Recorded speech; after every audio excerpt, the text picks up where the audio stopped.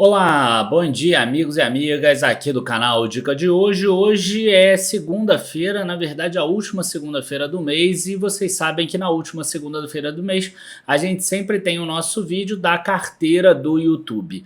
E eu sempre acabo trazendo aqui algumas informações que são importantes porque eu não quero que vocês olhem essa carteira como recomendação de ativos soltos. O que eu quero é que você veja como uma carteira bem gerida ao longo do tempo, com aportes mensais, vai gerando um crescimento patrimonial ao longo do tempo, que é exatamente o nosso objetivo aqui dentro do Dica de Hoje. Então essa carteira começou com um aporte inicial lá de R$100 mil, ela tem aportes mensais de R$2.000 mais ou menos, que nunca mudaram desde novembro de 2016, que foi quando ela começou, e ela está batendo aqui em 8 anos, já teve uns 300 mil de aporte somando tudo isso, e o patrimônio vocês vão ver que já está chegando em R$670 mil, e sempre crescendo pouco a pouco. Por quê? Porque a gente junta várias classes de ativos.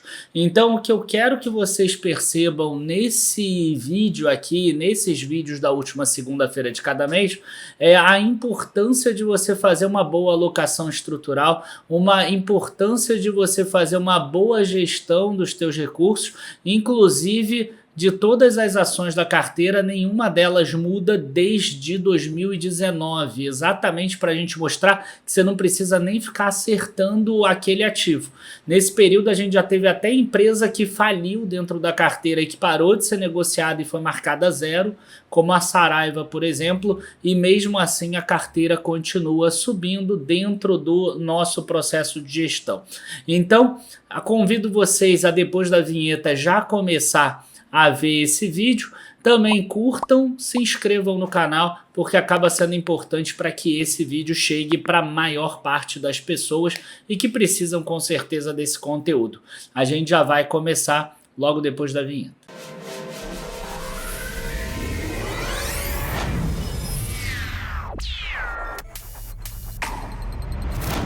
Bom, para quem não está acostumado aqui com os nossos vídeos, é importante dizer que se você quiser pegar e maratonar a série toda, desde novembro de 2016, existe uma playlist aqui chamada Andamento da Carteira, que está aqui em cima e que você pode aproveitar para ver todos os vídeos, desde a época que eu gravava ainda mal e que eu nem aparecia, até hoje em dia. Outra coisa também que eu acho que é importante a gente dizer é que nesse vídeo eu vou mostrar uma planilha.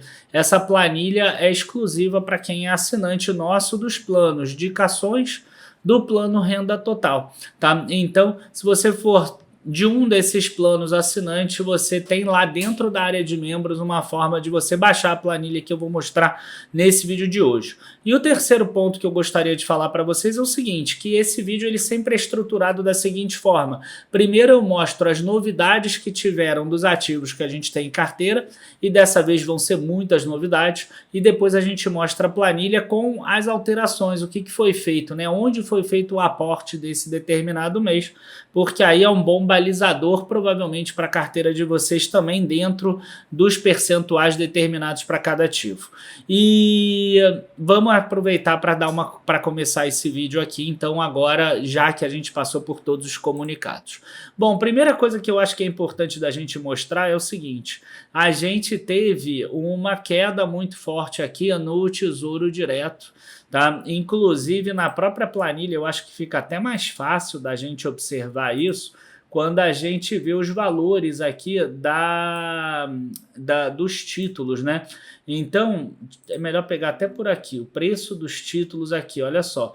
O IPCA 2055 com juros caiu de 4.382 para 4.243, o pré-fixado 946 para 924, o que atualmente está sendo negociado é esse aqui, 931 caiu para 899, o IPCA 2045, que é o queridinho aí que o pessoal gosta de fazer marcação a mercado, caindo de 1.271 para 1.228, e o que subiu na renda fixa, né? Subiu exatamente os pós-fixados, que é o Tesouro Selic, 15.141 para 15.296, e o ETF, né, o LFTS11, saindo de 122,71 para 123,91. Esses são aqueles que costumam seguir a taxa Selic. né? Então a taxa Selic acabou passando por um acréscimo, por um aumento, e esse aumento acabou trazendo uma variação mais positiva ainda para esses títulos pós-fixados, por isso que até mesmo dentro da área da renda fixa a gente tem uma alocação patrimonial ali. Tá? Passando pela renda fixa, eu acho que é importante a gente ir para a parte de fundos imobiliários, né? Por quê? Porque a gente teve anúncio aqui de uma oferta pública do GGRC11, que está aqui nessa carteira, lembrando que os ativos eles não mudam, tá? Desde 2019. Então não necessariamente hoje eu acho esse fundo maravilhoso, mas ele ainda tem ele na carteira e ele continua gerando resultado. Tá? Então o GGRC11, por exemplo, ele vai fazer uma nova emissão de cotas, são 11 milhões de novas cotas aqui, um valor que ele pretende captar de 125 milhões. Eu acho que o melhor jeito aqui da gente observar essa emissão é com relação a esse gráfico aqui que mostra que depois dessa emissão ele espera ter um resultado mensal recorrente de 0,095 por cota e ele espera aumentar a quantidade de cota de 105 milhões para 127 milhões de cotas aqui no total. Tá? Além disso, ele vai aumentar a alavancagem dele, porque ele está em processo de aquisição e fusão, por exemplo, com o SNLG, que é o Suno Logística, né? Então ele pretende aumentar aqui o resultado mensal dele de 0,091 para 0,095. Qual é o grande problema disso tudo?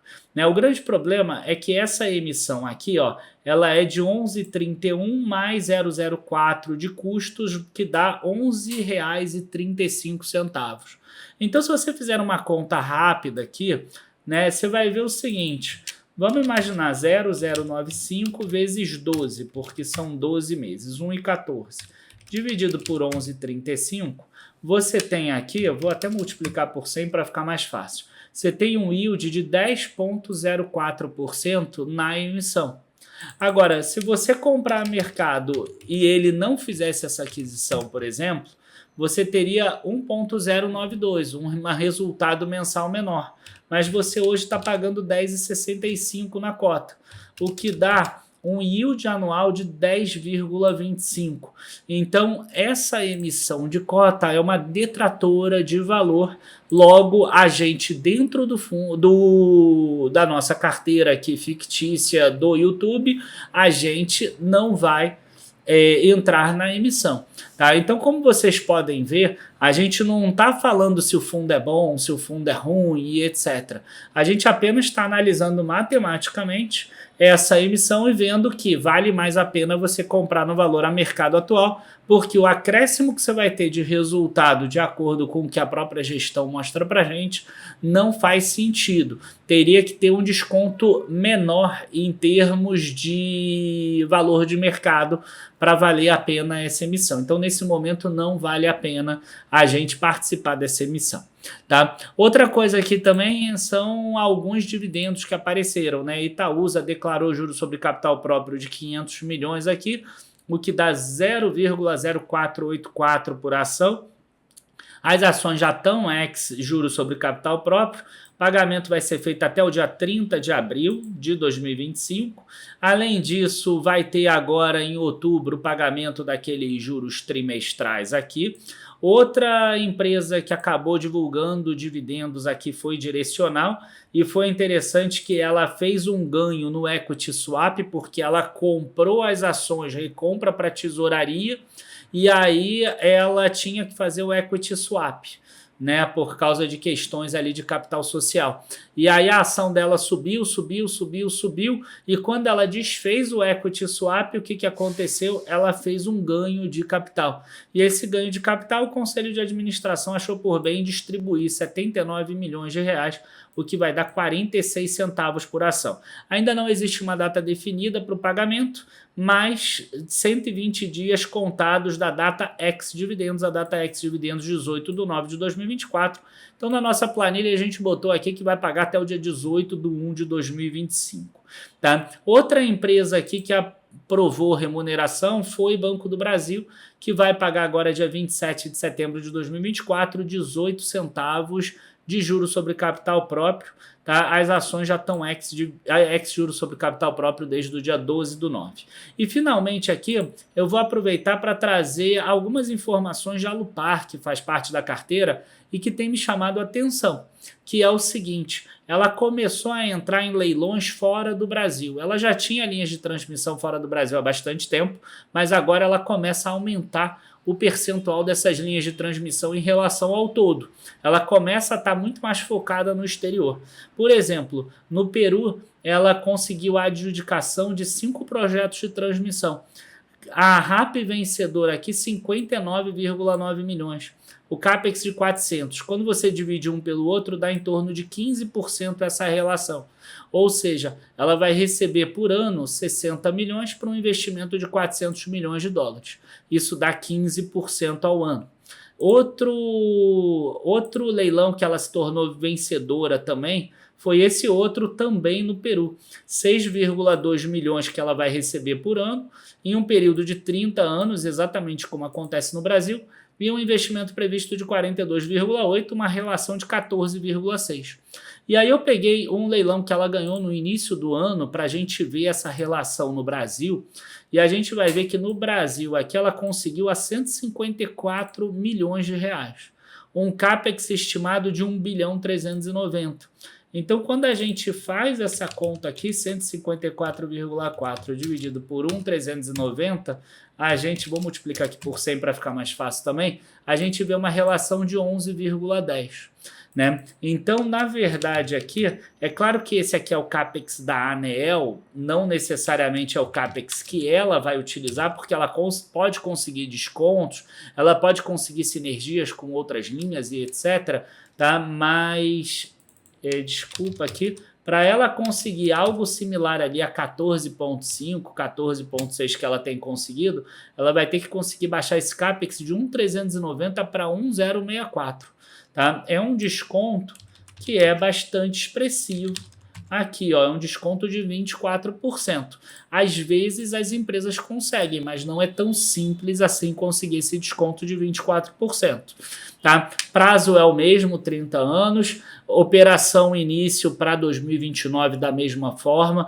Então, o que a gente percebe? A gente percebe que a Alupar está fazendo uma migração para outros mercados em troca de rentabilidade, o que nos agrada. Tá? Então é um ponto que vale a pena chamar a atenção.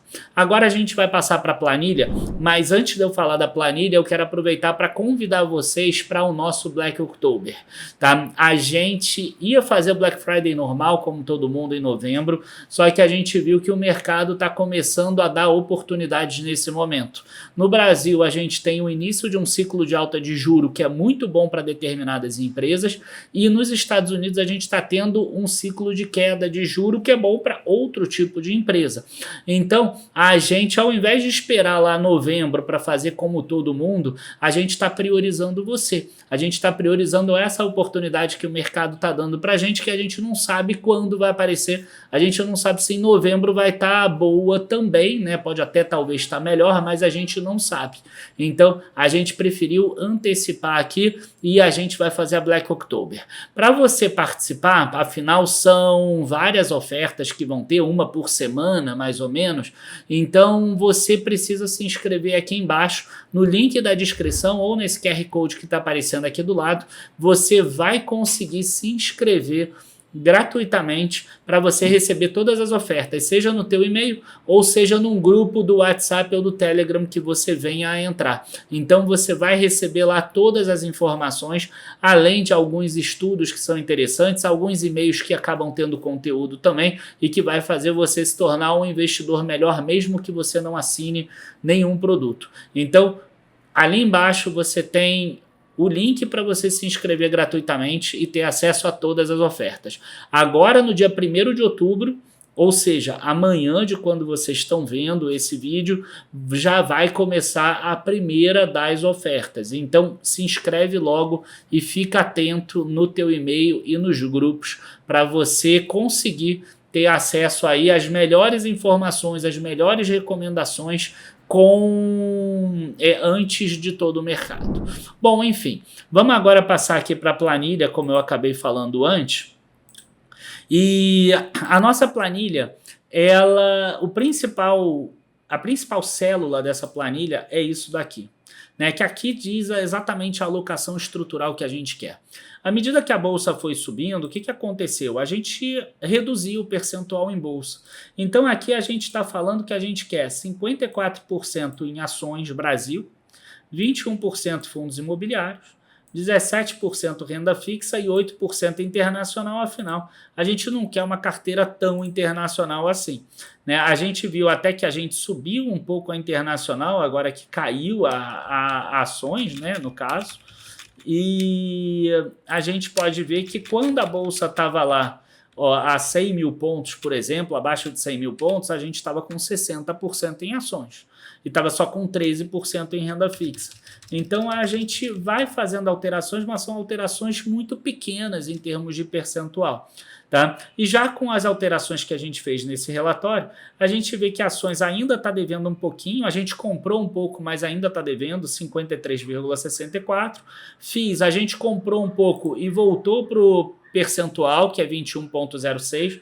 Afinal, a gente viu uma queda expressiva dos FIIs, né? Ó, GGRC caindo, o VRTA caindo também bem, o ALZR caindo também aqui uns 2% e o AUJP caindo aqui 1,5%. O que menos caiu, mas também teve uma queda importante.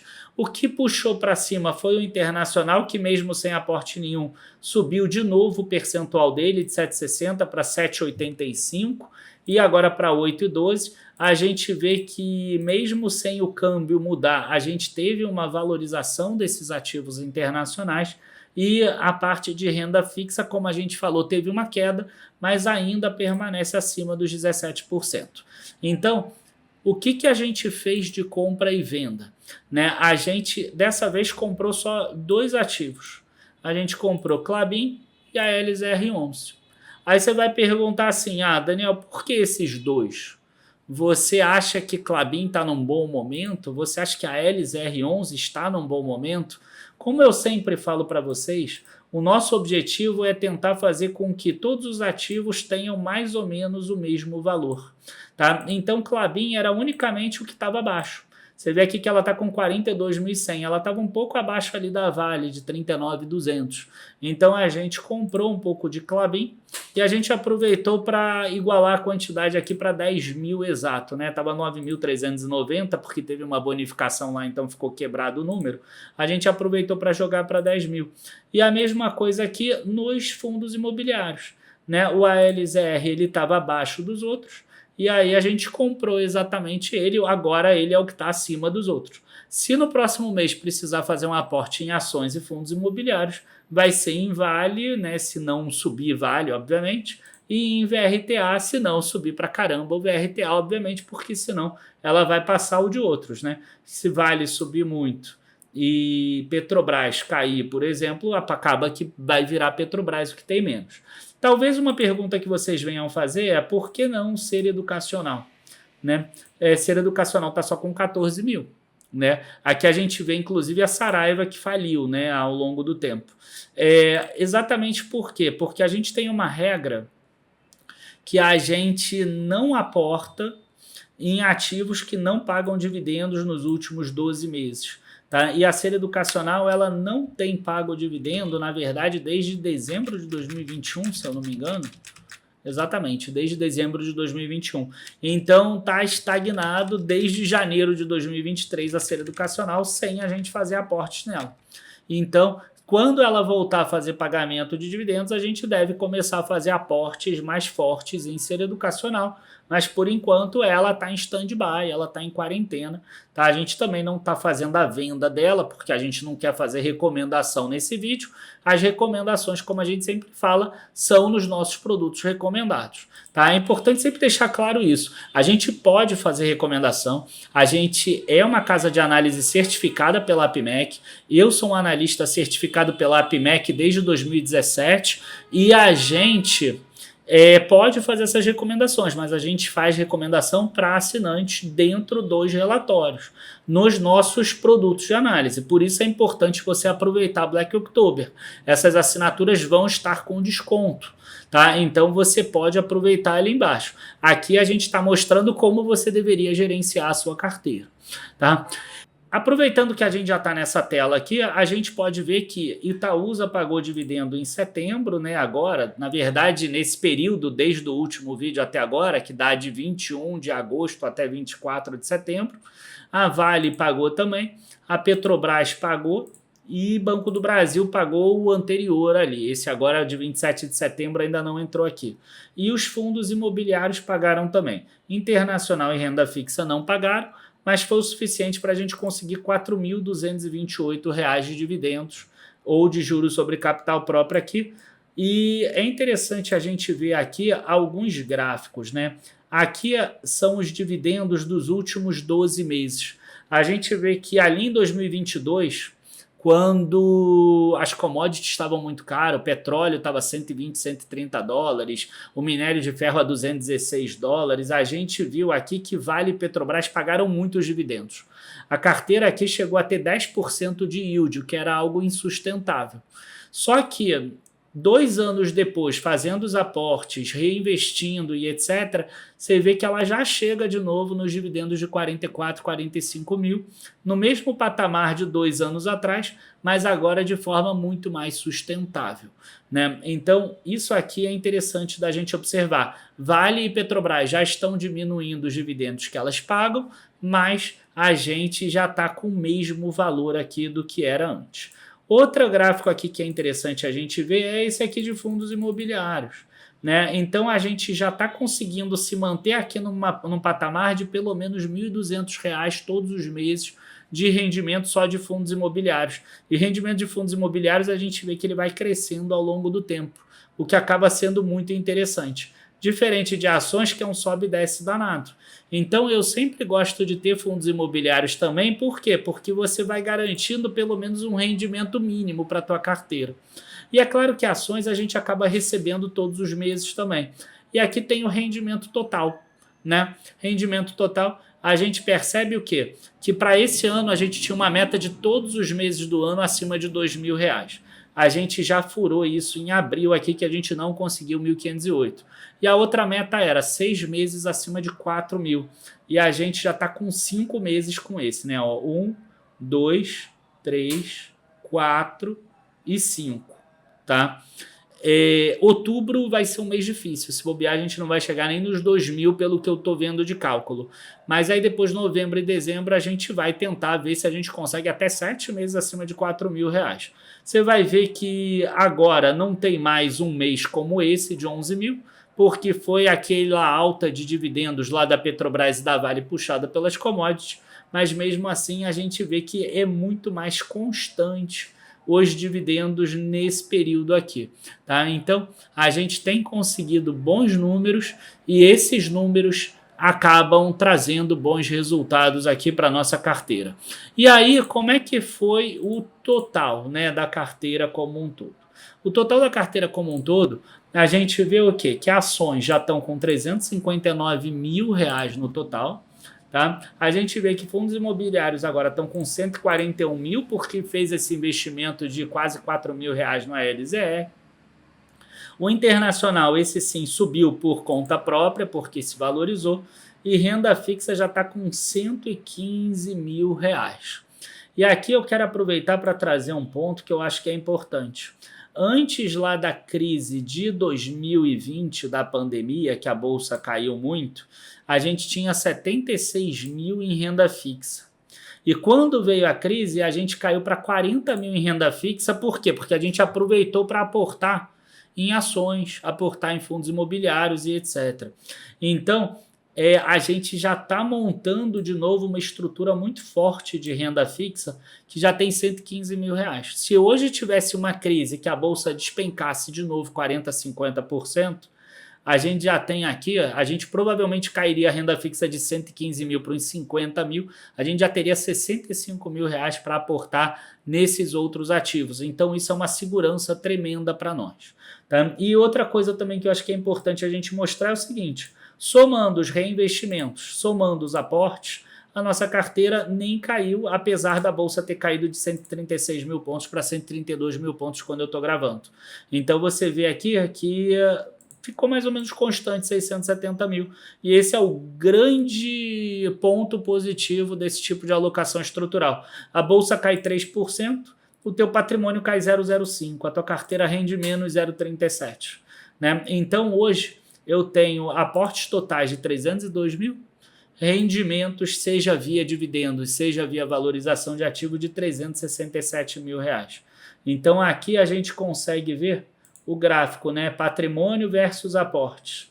Olha só que bacana. Esse aqui é o patrimônio, esses aqui são os aportes. A diferença é ganho, tá? E ao longo do tempo isso vai ficando muito grande. Eu não tenho dúvida que daqui a 8 anos isso aqui vai estar numa diferença muitíssimo maior do que essa. Tá? Provavelmente a gente já vai estar ostentando aí 2 milhões, 2 milhões e meio, 3 milhões, enquanto os aportes vão estar talvez em 650 mil, 700 mil. Alguma coisa nesse sentido. Tá? Aqui a gente vê o total geral contra o Ibovespa, né? O patrimônio crescendo e o Ibovespa saindo de um ponto acima e chegando aqui nesse mesmo patamar. Então a gente vê que o patrimônio cresce muito mais rápido do que o Ibovespa. Esse é o grande segredo de você investir em bolsa. Não é você entrar na bolsa como você entra num site de apostas, que você quer ganhar dinheiro rápido. O segredo de você investir em ações, se você investir em renda variável, é você conseguir entender que você vai fazer uma construção de patrimônio. Não à toa o nosso slogan é construir leva tempo. Tá? Então se você já chegou nesse passo, se você já perdeu muito dinheiro em bolsa, por exemplo, se você não perdeu, mas não quer perder também, se você não quer ficar testando outras coisas antes de perceber que o melhor caminho é esse, afinal eu entrei no mercado em 1999, eu já testei um monte de coisa, eu já gastei muito dinheiro testando outras coisas até perceber que a melhor forma é você construir patrimônio ao longo do tempo. Então se você acha que isso tudo que eu falei faz sentido, não deixa de procurar as nossas assinaturas. Não se esqueça que a gente vai ter o nosso Black October agora, a partir de amanhã, já a primeira oferta. Tá? Abraços, bons investimentos e até a próxima. Tchau, tchau, pessoal.